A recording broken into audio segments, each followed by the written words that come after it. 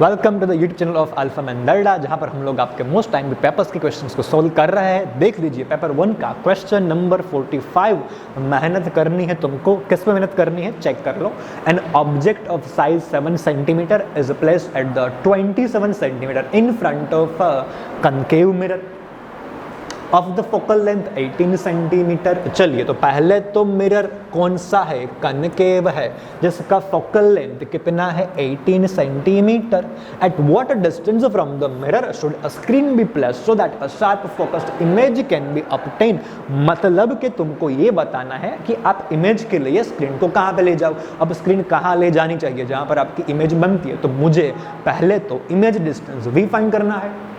Then देख लो find the size and the nature of the image. खाली position से काम नहीं होने वाला, वो जो इमेज बनेगी उसका नेचर बताइए एज वेल एज उसकी साइज भी बताइए। कैसे क्वेश्चंस को करते हैं, देखो ऐसे क्वेश्चंस को करने का एक बहुत सिंपल सा पैटर्न है। पहले क्या करो, जो मिरर है उसको लिख लो, बाद में जो जो आपके पास डेटा है उनको सिंबल के फॉर्म में चेंज करो along with the Cartesian sign convention. और फिर दो ही तो फॉर्मूलाज है, मिरर इक्वेशन और फिर क्या, मैग्निफिकेशन। सारा काम खत्म। चलिए करते हैं काम स्टार्ट। जो मुझे पता है पहले तो वो मैं यहाँ पर लिख लेता हूं। पहली चीज मुझे लिखनी है कनकेव मिरर, जिससे मेरे दिमाग में रहे कि पूरा का पूरा क्वेश्चन कॉनकेव मिरर के ऊपर है। अगर कॉनकेव मिरर के ऊपर मेरा क्वेश्चन है तो फिर डायग्राम दिमाग में होना चाहिए किसका, तो कॉनकेव मिरर का। याद कर लो, इनसाइड मतलब आपका जो सरफेस है वो अंदर की तरफ कर्व्ड है, सारी चीजें इस तरफ रहने वाली है। अब चलिए पहले तुमको क्या पता है, ऑब्जेक्ट का साइज। अब साइज ऑफ द ऑब्जेक्ट मतलब इस चैप्टर के अंदर height of the object h ही हो गया। तो एक तो मुझे जो चीज यहाँ पे पता है which is basically height of the object, तो ये मैंने लिख लिया height of the object. Height of the object का सिंबल याद कर ले, h होता है। तो ये h इज इक्वल टू कितना है तुम्हारे पास 7 सेंटीमीटर। अब कार्टेशियन साइन कन्वेंशन लगा, ऑब्जेक्ट आपका ऑलवेज ऊपर की तरफ है प्रिंसिपल एक्सिस से, तो वो प्लस में रहेगा।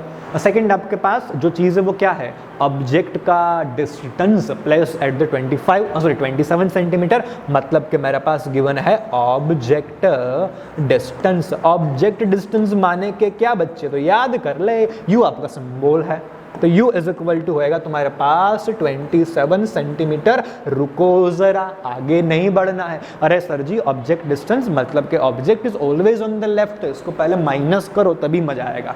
अब याद रख लेना object distance is always negative because वो उस तरफ ही रहता है फ्रॉम द टिपिकल डायग्राम। चलिए उसके बाद मेरे को क्या पता है, अब मुझे पता है फोकल लेंथ, तो वो भी यहाँ पे मैंने लिख दिया कि इस क्वेश्चन के अंदर मेरे को फोकल लेंथ दिया हुआ है। बहुत बढ़िया बात है। f इज इक्वल टू कितनी तुम्हारे पास वैल्यूज है 18 सेंटीमीटर। वापस से रुकना है और सोचना है कार्टेशियन साइन कन्वेंशन, कौन सा mirror, concave mirror. Concave mirror कुछ इस तरीके से काम करेगा। तो याद कर लो प्रिंसिपल फोकस है कहाँ पर है, लेफ्ट में। अगर प्रिंसिपल फोकस लेफ्ट में तो फोकल लेंथ भी लेफ्ट में। लेफ्ट में मतलब के माइनस।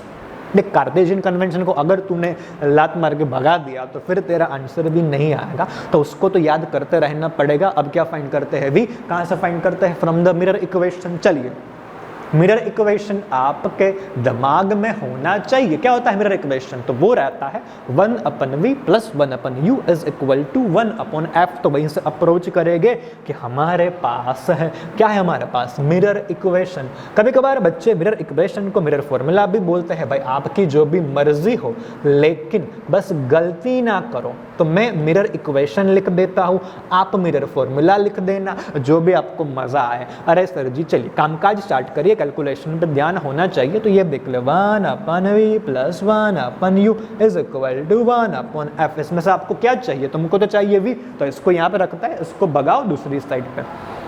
तो 1/v is equal to 1/f minus 1/u। अब क्या करोगे, वैल्यूज को पटकोगे। चलिए वैल्यूज पे काम करते हैं। तो इज इक्वल टू 1/ माइनस में f की वैल्यू 18 है।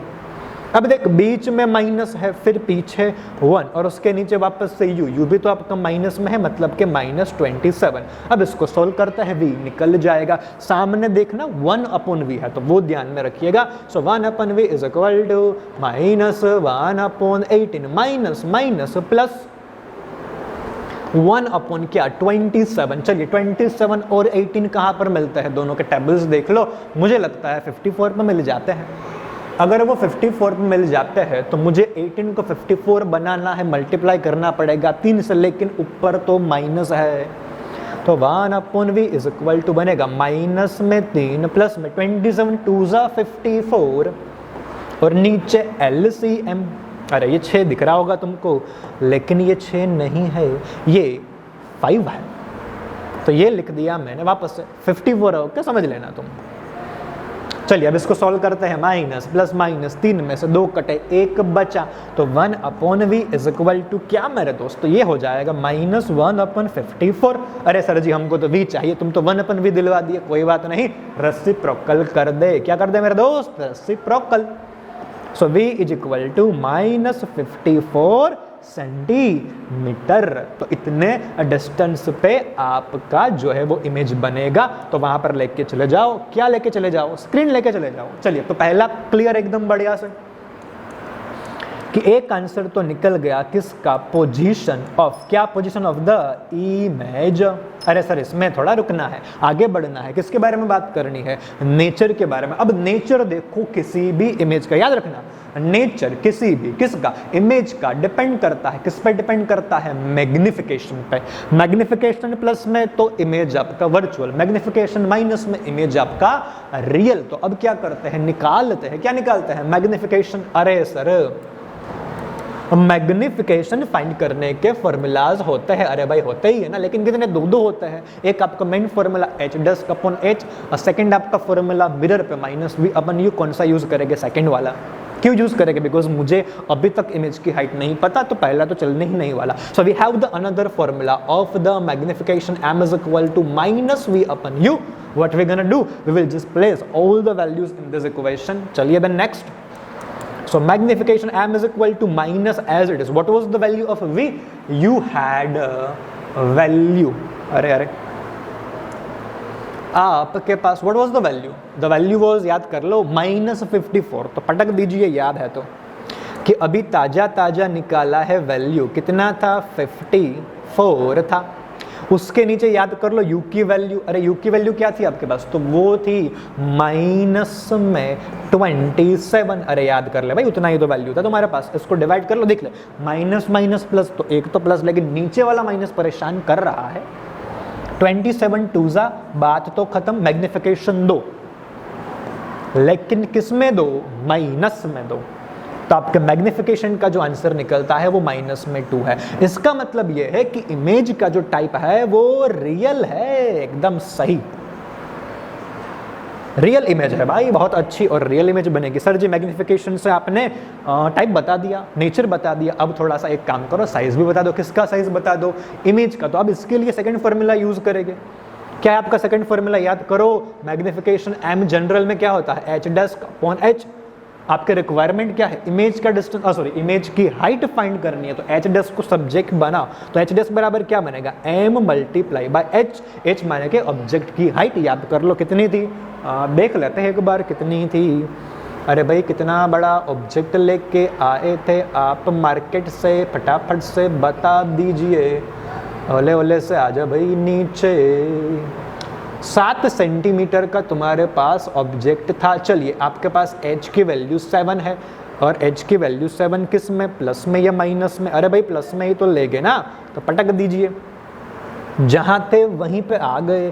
h dash is equal to magnification किस में, मैग्निफिकेशन माइनस में, तो बाजू से उठाया मैंने, और ये मेरे पास 7 सेंटीमीटर था, तो h dash is equal to minus 14 centimetre, मतलब के 14 सेंटीमीटर का दुगना जो है ओरिजिनल वैल्यू से आपको मिलेगा इमेज। माइनस क्या दिखाता है बेटा, वही बात, रियल इमेज है, और आपको पता है real image is always inverted. तो आपको v मिल गया माइनस 54, फिर आपको मैग्निफिकेशन मिल गया माइनस में 2 रियल इमेज, और में आपने एग्जैक्टली बता दिया कितनी बड़ी इमेज है, तो वो 14 सेंटीमीटर का है, मतलब कि दुगना, and that was your answer.